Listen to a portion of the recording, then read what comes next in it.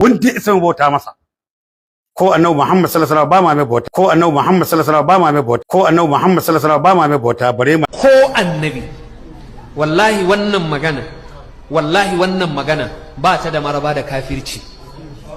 Ko annabi baka neman sa annabi ne zaka ce masa ko. To wannan kalmar da aka ji ta ko to ta dauki hankalin wasu sun hada ta da wata magana daban cewa an ce ko ga shugaba sallallahu alaihi wasallama.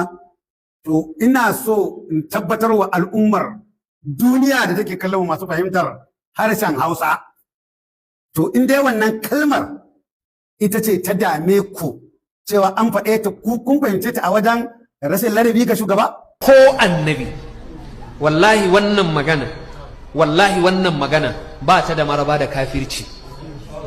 Ko annabi baka neman sa annabi ne zaka ce masa ko.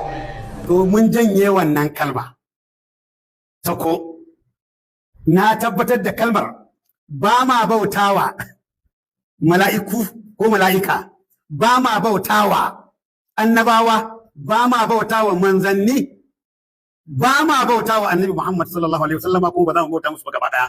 Allah kadai shine abin bautar mu. Mun janye wannan kalmar.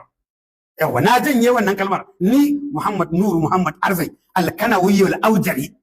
Yawa na janye ita kalmar da ta kawo cece kuce, saboda duk abin da zai zo girmama ne ga shugaba annabi Muhammad sallallahu alaihi wasallam, a wannan layin miki.